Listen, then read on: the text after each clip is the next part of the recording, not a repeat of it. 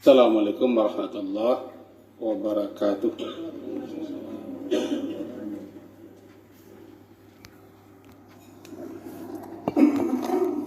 Bismillahirrahmanirrahim. Alhamdulillahi rabbil alamin. Wassalatu wassalamu ala rasulillah wa ala alihi wa ashabihi ajmain. A'udzu billahi minasy syaithanir rajim. Bismillahirrahmanirrahim. Wailun yawma idzil lil mukatsibin alladzina yukadzibuna biyaumiddin wa ma yukadzibu bihi illa kullu mu'tadin athim. Idza tutla alaihi ayatuna qala asatirul awwalin kalla bal rana ala qulubihim ma kanu yaksibun. Surat Al-Mutaffifin, surat yang ke-83.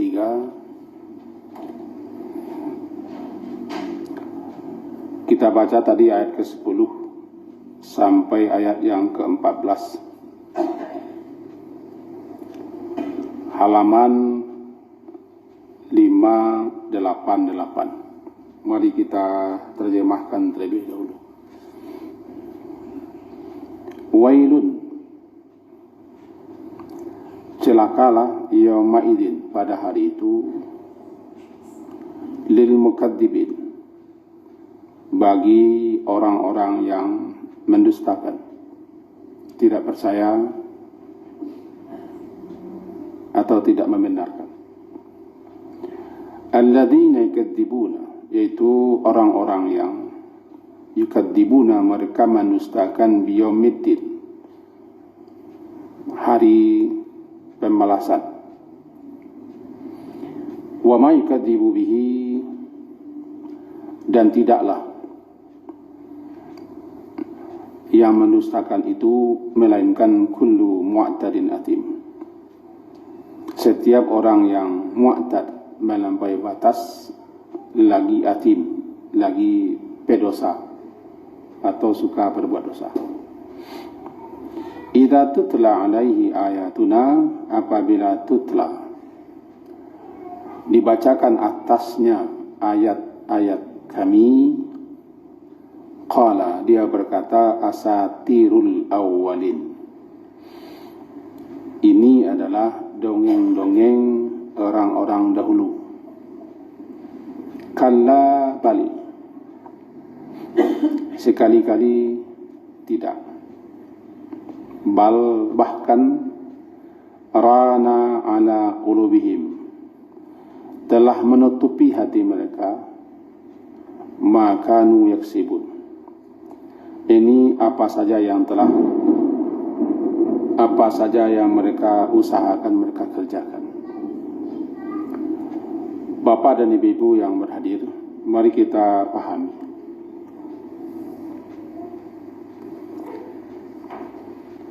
Dalam sebuah hadis diriwayatkan oleh Imam Tirmizi, nomor hadis 3334 daripada Abu Hurairah, an Rasulullah sallallahu alaihi wasallam, dari Rasulullah SAW, qala, beliau bersabda, innal abda, sesungguhnya seorang hamba,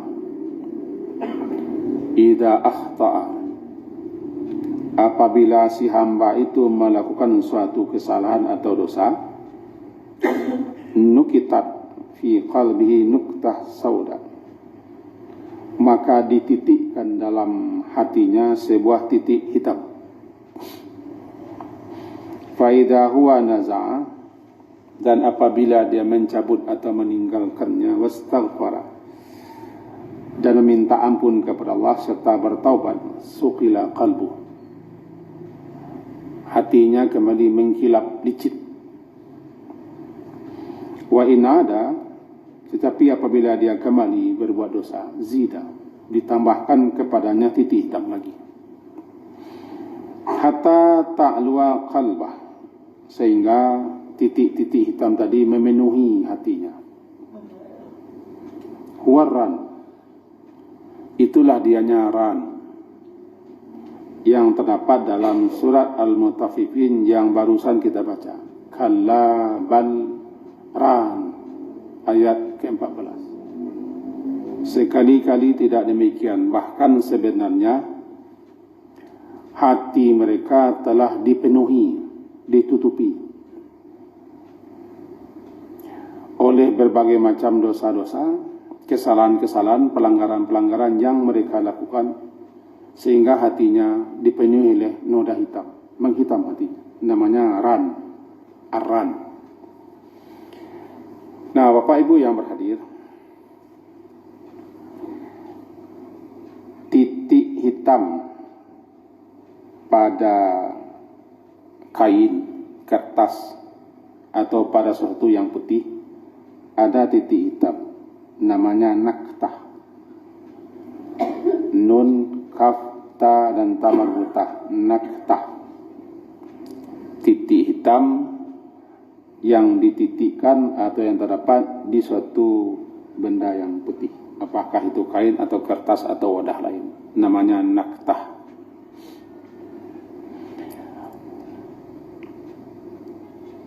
Apabila kita melakukan suatu kesalahan, suatu khati'ah, suatu dosa, hati kita ini bersih, hati kita ini putih, tidak bernoda. Lalu dibuat suatu kesalahan, suatu dosa, lalu lantaran dosa itu nukitat, dititikkan pada hatinya nuktah sauda, suatu titik hitam tanda dosa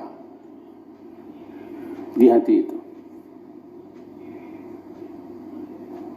Ketika ditambah dosa, ditambah pula titik hitam, itu yang disebut dengan nuktah atau naktah. Apabila kita melakukan suatu kesalahan, suatu dosa, suatu pelanggaran dan segala macam, dititikkan, namanya nukitat, dititikkan ke dalam hati seseorang itu, nuktah, suatu titik hitam, nuktah sauda. Faida huwa naza'a, apabila si hamba itu naza'a, meninggalkannya dengan mencabut diri, lalu dia beristighfar dan tobat, maka titik hitam tadi disingkirkan, dihilangkan, dilenyapkan. Maka kembalilah hati tadi sukila. Sukila itu sin, qaf, dan la. Sukila, sakal, mengkilap licin. Setelah dihilangkan titik hitam tadi, maka hatinya kembali mengkilap, tidak ada titik.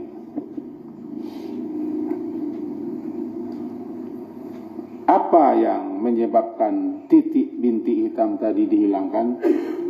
3. Yang pertama, naza'a, berhenti, mencabut diri daripada dosa, daripada kesalahan. Yang kedua, istighfar, menyatakan kita bersalah dan bersalah, lalu tobat, kembali kepada Allah. Sukila qalbu, sin, sukila qalbu, mengkilap atau dikilapkan kembali hatinya. Tetapi apabila bintik hitam tadi tidak dihapus, malahan ditambah lagi dosa yang lain, kesalahannya lain, pelanggarannya lain, makin lama makin ditambah, maka hatinya makin banyak bintik hitam. Lama-lama tidak ada lagi hatinya yang tidak tertutup oleh bintik-bintik hitam. Kemudian hatinya betul-betul diselubungi, ditutupi oleh hitam semua. Ini yang disebut dengan rana dalam surat Al-Mutaffifin, surat ke-83, juz Amma, ayat 14 yang kita baca tadi. Kalla bal rana. Kalla bal, sekali-kali tidak demikian. Bahkan yang sebenarnya rana ala qulubihim, telah ditutupi, diselubungi oleh gelap hitam pekatnya dosa-dosa hati mereka lantaran pekerjaan mereka, perbuatan mereka adalah dosa-dosa, pelanggaran-pelanggaran, kemaksiatan, kebangkang, keingkaran, menutupi hati. Maka jadi hitamlah hati mereka, tidak ada cahaya. Itu yang pertama. Yang kedua, bahwa istighfar dan tobat di antara sekian banyak faedah, manfaat, keutamaannya, antara lain adalah apabila kita beristighfar, itu berarti kita sedang mencuci atau menghilangkan as-sada. As-sada itu karat. Sada namanya, sad, dal dan hamzah, alif hamzah, sada, karat. Hati kita itu bisa berkarat. Apa yang bikin hati berkarat? Kalau besi berkarat, maka hati juga berkarat. Karat hati adalah dosa. Karat hati adalah maksiat. Sehingga hati jadi tidak bersih. Kalau dia tidak bersih, tidak tenang, resah, gelisah, tidak ada ketentraman, gersang, tandus, karena ada sada. Ditambah pula bintik hitam. Hati kita bisa berkarat sebagaimana berkaratnya besi. Menghilangkan karat besi dibakar, dipanggang. Tiba di bengke dibakar dengan alat pembakar, lalu karat-karatnya berguguran. Hati kita untuk menghilangkan dari para karat-karat dosa itu harus dilenyapkan, bukan dipanggang. Caranya adalah dengan istighfar dan tobat. Makin banyak kita bertobat, beristighfar, maka hati kita akan lama-lama akan menjadi hilang karatnya, dan bahkan bisa jadi dia licin mengkilap. Rasulullah sallallahu alaihi wasallam, beliau seorang hamba yang mendapat kemuliaan dan keutamaan daripada Allah. Andai bukan beliau bersalah dan berdosa, Allah telah ampunkan dosanya yang telah terdahulu dan akan datang. Andai kan bersalah. Tapi banyak ulama mengatakan beliau terpelihara dari salah dan dosa, sehingga beliau namanya ma'asum. Al-ma'asum, orang yang dipelihara, dijaga, salah satunya dari salah dan dosa. Beliau mendapat namanya ismah, pemeliharaan, penjagaan. Meskipun begitu, beliau dalam sebuah hadis sahih riwayat Imam Muslim nomor 2702 disebutkan, kata beliau, innahu la yughanu ala qalbi wa inni la astaghfirullah fil yaumi 100 marrah. Sungguh benar-benar terjadi dalam hatiku ada futur, ada kelalaian, kelengahan.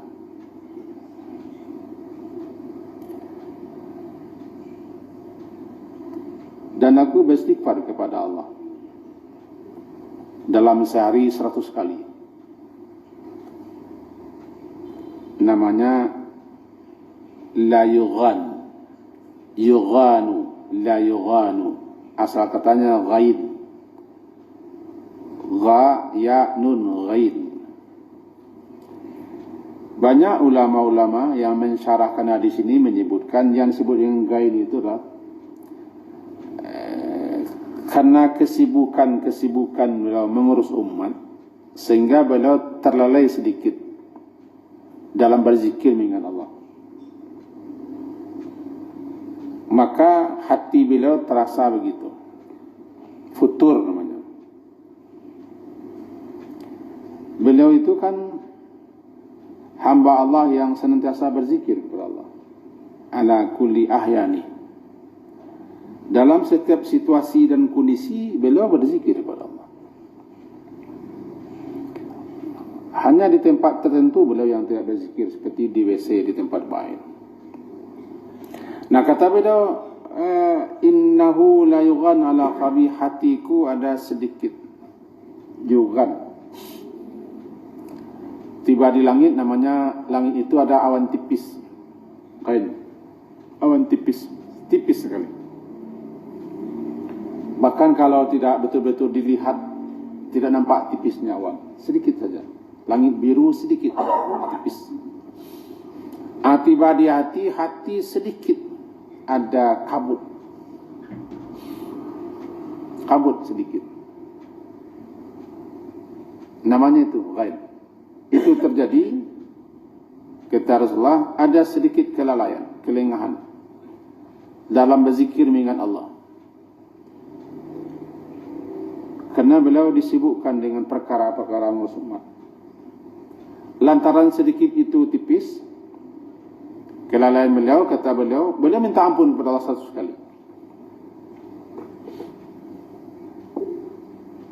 Ya, beliau tidak bersalah, cuma beliau menghukum diri beliau bersalah, sehingga beliau terasa sedikit, hati beliau agak sedikit lengah, lalai. Cepat-cepat beliau minta ampun 100 kali.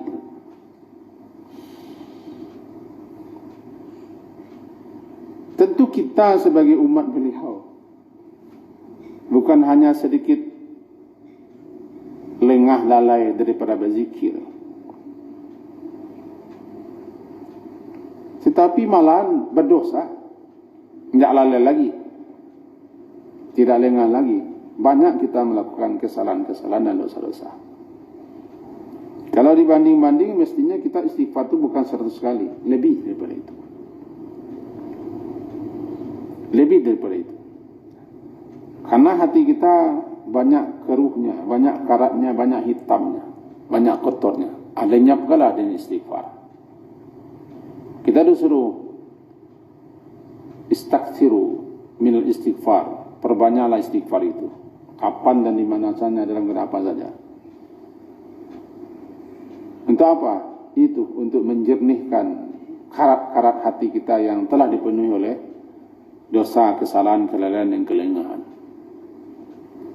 Jangan dibiarkan karat itu berlarut. Jangan dibiarkan hitam itu berlarut. Nanti dia menjadi ran menutupi semua hati. Karatnya itu sudah menghilangkan besi, itu yang dicemaskan. Nah, ini kaji kita pada malam ini mengarah ke situ. Yang pertama, sebagaimana pesan daripada hadis, perbanyaklah istighfar. Bukan hanya ketika saya habis salat 3 kali. Di mana saja, kalau kita kata Imam Al-Hasan Al-Basri, di mana saja, di jalan-jalan, di pasar-pasar, di meja makan, di rumah-rumah, di tempat kamu tinggal, di majalisikum, di tempat-tempat kamu duduk, perbanyak istighfar. Karena kita tidak tahu, kata beliau, kapan diturunkannya ampunan itu. Kita tidak tahu kapan ampunan Allah itu turun. Karena kita tidak tahu dan tidak diberitahu, maka perbanyak saja istighfar kapan dan di mana saja. Itu kata Imam Hasan Al-Basri, ulama besar zaman tabi'in. Sangat terkenal beliau. Sepeninggal generasi sahabat, namanya tabi'in, anak ulama besarnya salah satunya Imam Hasan al-Basri. Beliau mengatakan perbanyak saya istighfar. Karena memang kita harus banyak istighfar. Sebab kita tidak dijamin untuk tidak bersalah. Rasulullah yang mendapat jaminan, mendapat penjagaan pemeliharaan. Kalau kita kullu bani Adam khata'un, setiap anak-anak Adam ini ada salah. Bahkan mengaku tidak bersalah sudah bersalah karena ujub. Itu makanya orang yang tidak istighfar, yang tidak minta ampun sombong, karena menganggap diri bersih, menganggap diri suci. Nah itu pun dicela. Kalau tuzakku anfusakum, kalian jangan menganggap diri kalian bersih, suci, seakan-akan tidak bersalah dan tidak berdosa. Selaku manusia kita ada salah. Disitulah kita senantiasa minta ampun kepada Allah dengan memperbanyak istighfar. Kenapa? Yang tadi, kalau kita tidak beristighfar, nanti lama-lama hati itu banyak bintik-bintik, titik-titik hitamnya. Kan hati itu salah satunya kan bisa berpenyakit. Penyakit hati itu kan menyebabkan hati itu gelisah. Gelisah, resah, tidak tenang, tidak tenteram. Kalau bahasa awaknya sama, tidak lama saya perasaan. Kadang sedih, kadang duka, kadang khawatir, kadang ibu banyak segala macam yang menyebabkan hati itu tidak sehat. Hati sakit, bukan sakit hati sakit. Lalu apa? Ya penyebab salah satunya dosa.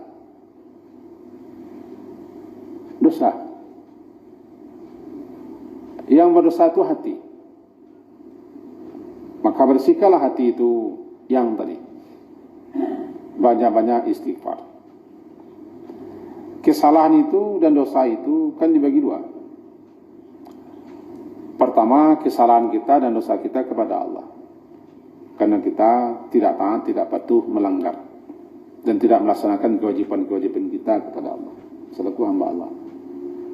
Yang kedua, kesalahan dosa itu adalah kepada sesama. Berbuat zalim, berbuat lalim, sewenang-wenang, menyebabkan orang teraniaya, dan seterusnya. Itu kesalahan kepada sesama. Kalau kesalahan kepada Allah, langsung istighfar, langsung tobat. Allah Maha Pengampun, Allah Maha Penyayang. Selagi kita sungguh-sungguh melaksanakan istighfar dan tobat, Allah akan ampuni. Setelah memenuhi syarat-syaratnya dan adab-adabnya, Allah akan ampuni. Sebanyak apapun, sebesar apapun dosa kita, Allah akan ampuni. Karena Allah itu Ghafurun Rahimun. Tapi kalau kesalahan sesama kita, namanya zalim dan lalim, melakukan tindakan-tindakan, perbuatan-perbuatan, aktivitas apapun termasuk ucapan yang menyebabkan orang teraniaya, tersakiti, sengsara, menderita. Ini tidak cukup hanya dengan astaghfirullah, astaghfirullah, astaghfirullah, tidak cukup. Karena istighfar itu kepada Allah. Kalau kepada sesama tidak istighfar, kepada sesama minta maaf, minta rela, atau mengembalikan lagi hak-haknya, amanat-amanatnya, atau mengganti lagi segala macam, itu namanya. Jadi bisakah dosa-dosa sesama kita hanya istighfar? Kata para ulama tidak. Karena dosa itu bukan kepada Allah saja, dosa kepada sesama. Maka itulah namanya minta halalkan.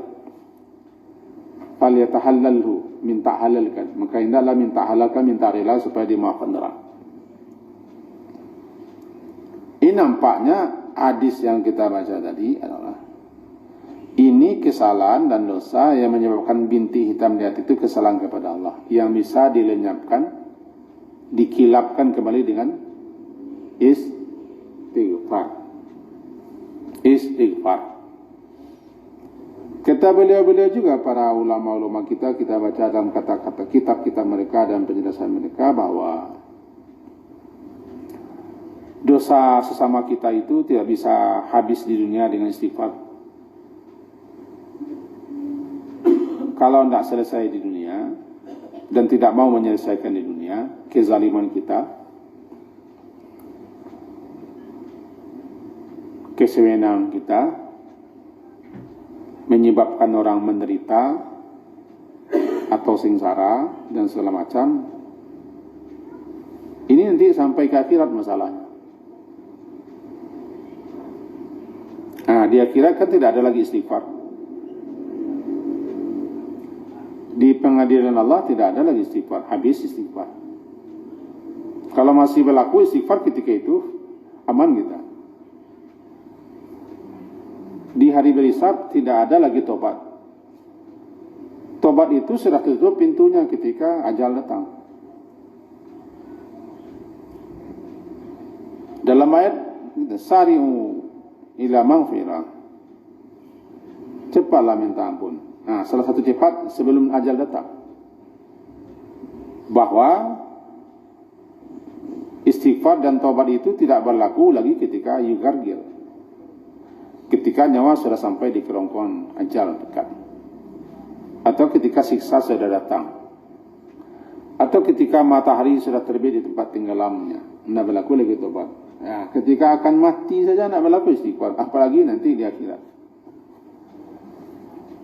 Tidak lagi tobat. Kalau sebelumnya dia tidak beriman atau segala macam. Jadi karena di akhirat atau di pengadilan Allah itu tidak ada lagi istighfar, astagfirullah nak laku lagi, aku tobat nak laku lagi, maka segala bentuk dosa-dosa yang kita lakukan kepada sesama, kesalahan-kesalahan kepada sesama, kesengsaraan, kezaliman yang kita penyebabnya, itu harus diganti, harus dibayar. Nah, inilah pembayarnya amal saleh. Barangkali kita sudah tahu ini, pembayarnya amal saleh. Diambillah pahala salatnya, diambil pahala puasanya, pahala sedekahnya, pahala amal-amal salehnya untuk pembayar kezaliman-kezaliman yang dilakukannya. Dia pernah menampar daraba hada wa syatama hada wa qatala hada dan seterusnya, wa safaka dima hada. Dia pernah mencaci maki si anu, menampar si anu, kemudian menjelek-jelekkan si anu, seterusnya begitu-begitu. Lalu bagaimana? Diganti itu dengan pahala-pahala. Itu bedanya. Lama-lama orang ini bisa jadi bangkrut, muflis namanya. At-tadruna manil muflis. Kalian tahu enggak yang muflis, yang bangkrut pailit itu, kata Rasulullah? Kata sahabat, ya orang yang habis hartanya, bukan begitu. Orang yang bangkrut itu nanti orang yang membawa pahala puasa, pahala salat, pahala sedekah, pahala masalah, tapi dia juga pernah menzalimi sanu, mencaci maki sanu dan seterusnya. Itu nanti diambil semua pahala-pahalanya itu, habis, sementara orang masih banyak yang akan dibayarnya hutangnya, ya jadi bangkrut ya, karena dosa orang dipindahkan kepadanya, pahalanya diambil, bangkrut. Jadi untuk itu kembali kita kepada hadis tadi, istighfar dan tobat itu berlaku hanya dosa kita kepada Allah. Sehingga dikatakan oleh An-Nawawi, Imam Nawawi rahimahullah, dalam kitab beliau yang terkenal Riyadhus Shalihin beserta syarahannya, salah satu syarat tobat jika kita bersalah kepada sesama adalah meminta maaf, minta rela, dan mengembalikan lagi hak-hak orang lain. Tapi kalau kita tidak ada bersalah kepada sesama, hanya kepada Allah saja, 3 saja, kata beliau. Menyesal, berhenti, bertekad untuk tidak mengulangi. Tapi kalau sesama kita, ya harus minta maaf, minta rela, atau mengembalikan lagi hak-haknya. Ini yang paling sulit. Ini yang paling susah. Apalagi se-Indonesianya orang kita zalimi, misalnya se-Indonesia orang kita teraniaya, misalnya begitu. Itu bagaimana minta ampun? Susah. Nah, kembali kita kepada hadis yang tadi. Ayat yang menjadi pangkal kaji kita tadi itu wail, celakalah. Wail itu kan ungkapan yang dipakai untuk diarahkan kepada orang yang tidak mau diingatkan, tidak mau berhenti, bahkan tetap bersikukuh mengerjakan perbuatan tertentu. Lalu bilang dia wail, celaka. Wailak, celaka engkau. Kenapa? Dia tidak mau berhenti, tidak mau diingatkan, tidak mau dilarang, tidak mau dinasihati, tidak mau diajak. Ya wail, celaka. Kalau awal ayat berbunyikan wailun lil mutaffifin, wailun lil mutaffifin, celakalah, sengsaralah, merugilah, menderitalah, lil mutaffifin, bagi orang-orang yang curang dalam menakar, dalam menimbang. Tapi cuma rugilah, menderitalah, azablah bagi setiap orang-orang yang seperti ini dalam menakar, dalam menimbang. Cuma nanti diluaskan maknanya, curang dalam segala apa saja. Wail. Begitu terus ke bawah. Nanti di ayat ke-10 ketemu lagi wail. Wailun yaumaidin, celakalah, sengsaralah, merugilah, menderitalah, kutuklah, adablah bagi pada hari itu, yaitu pada hari di mana orang-orang dipanggil berdiri menghadap Allah untuk mempertanggungjawabkan semua amal, ya, di hari itu, yaumaidin lil mukadzibin, bagi siapa saja yang mendustakan, mukadzib.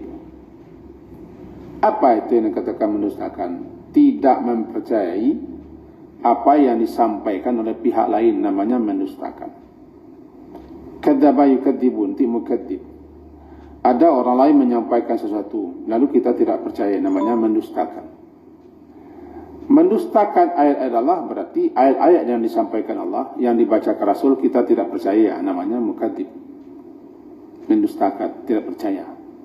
Atau apa yang disampaikan Rasulullah kita tidak terima, namanya mukadzib. Kemudian tidak percaya adanya hari pembalasan, adanya hari berhisab, adanya nanti saat kita dikumpulkan, disidang, diadili, dimintai pertanggungjawaban. Tidak percaya, tidak yakin, namanya mukadzib. Celakalah orang yang mukadzibin ini. Wailun yaumaidil mukadzibin, celakalah, sengsaralah, merugilah, menderitalah, azab, kutuklah pada hari itu. Hari di mana? Hari di mana yauma yaqumun nasu lirabbil alamin. Hari di mana manusia menghadap Allah. Tidak percaya tak? Itu alladzina yakadzibuna biyaumiddin. Itu orang-orang yang mereka mendustakan hari pembalasan itu. Apa maksud mendustakan hari pembalasan? Tidak percaya adanya hari pembalasan, hari berhisab, hari pengadilan. Nanti kemudian dibalasi. Akibat tidak percaya, akibat tidak yakin, maka jadilah orang melakukan segala-gala. Jadi kenapa kalau kita balik ke awal ayat, kenapa orang mau curang? Tidak jujur, menipu, khianat, dan seterusnya. Intinya dia tidak percaya kepada yaumiddin, hari pembalasan. Bahwa pekerjaannya, perbuatannya, tingkah lakunya, sikap dan kebijakannya pasti nanti akan dipertanggungjawabkan dan diberi balasan. Tidak percaya, akibat tidak percaya, maka jadilah orang berbuat seperti itu. Kalau percaya, yakin, takut dia akan melakukan kecurangan walaupun sedikit. Wa ma yukadzibu bihi illa kullu mu'tadin. Dan tidaklah yang mendustakan hari pembalasan itu Wa ma yukadzibu bihi, dan tidaklah yang mendustakan dianya hari pembalasan itu melainkan kullu mu'tadin. Mu'tad, orang yang melampaui batas. Athim, orang yang berdosa. Tapi karena di sini athimnya pakai ya, berarti orang yang bergelimang. Orang yang bergelimang artinya orang yang suka berbuat dosa-dosa besar, namanya athim. Mendustakan hari pembalasan, itulah tipe orang mu'tadin, orang yang melampaui batas dan sewenang-wenang, serta para pedosa-pedosa itu. Kita munculkan pertanyaan. Kenapa orang mu'tad melampaui batas? I'tada itu kan melampaui batas. Karena dia tidak percaya ada pertanggungjawaban dan balasan. Kita kalau tidak percaya pembalasan, tidak percaya pertanggungjawaban, buat selama lakukan, perbuat, katakan, kerjakan apa saja maumu. Kalau dalam kata Jibril kepada Nabi Muhammad, i'mal ma syi'ta, kerjakan, perbuat apa saja yang kamu suka.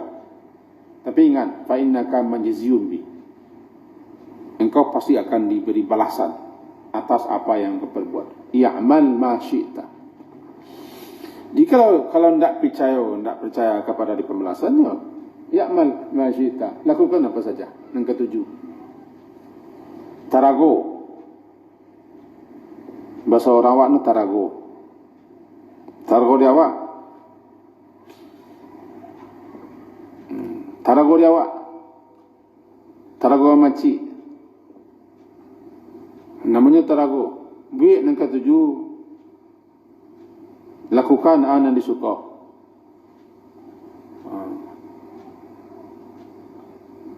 Esok-esok letong, pupuhlah.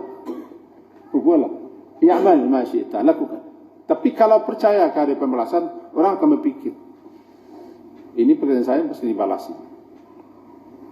Jadi jawabannya itu, kenapa orang mau sewenang-wenang melampaui batas, melanggar segala macam aturan-aturan? Dia tidak yakin, tidak percaya kepada adanya hari pembalasan. Kalau percaya, tidak begitu deh. Kalau melanggar sedikit, itulah tabiat kita. Kalau sawaknya dosa-dosa seketik, itulah tabiat kita. Setiap kita ada dosa. Tapi kok bagi jimpintinnya dosa, keterlaluan, berkelebihan, namanya mu'tadin. Idza tutla, apabila dibacakan atasnya, mulai sekarang namanya tutla. Tutla itu dibacakan ayat-ayat, lalu diiringi dengan pemahaman. Kalau tidak paham sendiri, dijelaskan supaya paham. Tutla. Apabila dibacakan atasnya ayat-ayat kami dibacakan kepadanya. Di antara lain adalah berupa peringatan-peringatan dan kisah-kisah umat terdahulu, apa yang mereka alami akibat mereka melakukan suatu dosa, kebangkangan, kedurhakaan, kemaksiatan, kesyirikan, kekufuran. Apa yang dialami umat terdahulu diceritakan kepadanya, dibacakan ayat-ayatnya. Qala, dia berkata, asatirul awalin, ini dongeng-dongeng saja. Cerita-cerita yang ada ujung pangkal, namanya asatirul awalin. Asatirul awalin. Kala, ada tiba di kala yang 14. Kala, sekali-kali jangan begitu. Kala, kalimat kala kan ingat pembantah. Kala, sekali-kali tidak begitu dan jangan begitu. Ini pembantah orang yang seperti itu. Al-Quran itu bukanlah dongeng. Ini sekali-kali tidak begitu. Sekali-kali tidak demikian. Anggapan kalian, tuduhan kalian bahwa Quran itu adalah dongeng atau sihir atau begini atau begitu, kalah, sekali-kali tidak. Al-Quran itu bukanlah seperti itu.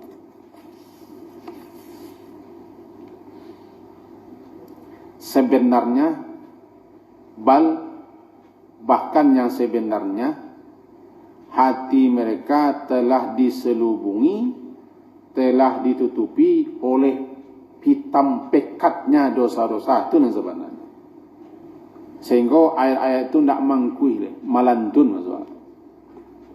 Tiba-tiba seorang IT-nya hang, lah panuh di dosa, tangkura itu lah dosa sih, hatinya lah hitam pakai. Sehingga ayat-ayat, nasihat-nasihat, peringatan-peringatan yang disampaikan mereka tolak. Mereka katakanlah ini dongeng-dongeng. Kalau kepada Nabi Muhammad macam-macam saja yang dituduhkan, dongeng lah, sihir, syair, atau karangan-karangan, gubahan-gubahan macam-macam. Kenapa? Sebenarnya lantaran hati mereka telah ditutupi oleh hitam pekatnya dosa-dosa, hati mereka telah berkerat. Jadi kalabal sekali-kali tidak demikian. Sekali-kali bahasa Al-Quran itu tidak seperti bagaimana kalian tuduhkan. Dia firman Allah Ta'ala. Lalu kenapa begitu? Karena hati mereka telah penuh dengan dosa. Itu makanya terjadi. Nah, lalu mereka sewenang-wenang melampaui batas, berbuat berbagai macam hal. Perbuatan-perbuatan mereka seperti itulah yang menyebabkan hati mereka ditutupi oleh hitam pekatnya dosa. Makanu yaksibun, apa yang mereka kerjakan, apa yang mereka usahakan berupa kesewenangan, melampaui batas dan dosa-dosa lain, itulah yang menyebabkan hati mereka. Kalau sudah begitu, hati dia menolak. Hatinya menolak untuk menerima nasihat, ayat-ayat Allah, tidak diterima lagi. Nah, kembali kita, ada waktu sedikit lagi. Kembali kita ke awal kaji. Apa awal kaji? Bahwa apabila seorang hamba melakukan suatu dosa, suatu pelanggaran, suatu kemaksiatan, hatinya terdapat titik hitam. Apabila si hamba ini sadar dan menyesal, berhenti dan mencabut diri di perbuatan itu, kemudian dia istighfar dan tobat, hatinya bersih. Dikatakan kepada kita, sebaik-baik meminta ampun adalah setelah bersalah. Setelah bersalah cepat. Kalau bahasa amai-amainya, kalau kumuh kain cepet cuci, kumuh piring cepat basuh, kumuh rumah cepet sapu. Jangan dipabian lama-lama. Beko berkerek, beko kumuh, beko dakinya lah tabah. Tiba di hati begitu. Jadi pabian hati itu berkarat. Orang yang paling rajin memperhatikan hatinya, dia cepat merasa, kenapa hati saya begini? Kenapa begini? Karena ada dosa. Cepat istighfar. Jadi, apabila seseorang berdosa, jelas hatinya bintik hitam dan gelisah. Makin peka seorang, makin cepat dia menyadari ini salah. Dibacanya astagfirullah. Sadar dia ketika itu.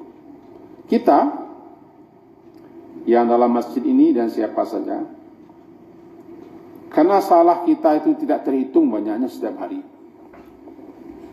Yang kadang-kadang kita tidak tahu bahasa itu salah, bahasa itu dosa, atau tanpa sadar, atau lupa, atau sengaja. Maka perbanyaklah minta ampun, perbanyaklah istighfar. Nabi saja, beliau, kedudukan beliau yang seperti demikian itu banyak minta ampun. Ketika keluar WC saja Nabi sudah minta ampun. Keluar WC saja minta ampun. Setelah beribadah beliau minta ampun. Sudah beribadah minta ampun. Sudah salat kan beliau minta ampun. Istighfar salatan. Setelah beliau salam, istighfar selesai. Minta ampun 3 kali. Kenapa? Itu beliau. Beliau hamba yang sangat tawadu. Sangat tawadu. Dan beliau selalu menyadari beliau itu banyak kekurangan. Itu beliau dah. Karena kita tidak beliau ya. Mari kita contoh beliau dah. Berbanyak istighfar, banyak tobat. Mudah-mudahan hati kita bisa jernih, bersih setiap hari. Demikian kaji kita karena waktu Isya sudah masuk. Diakhiri dengan subhanakallahumma bihamdika asyhadu an la ilaha illa anta astaghfiruka wa atubu ilaik. Wassallallahu ala Muhammadin wa ala alihi wasallam. Alhamdulillah. Assalamualaikum warahmatullahi wabarakatuh.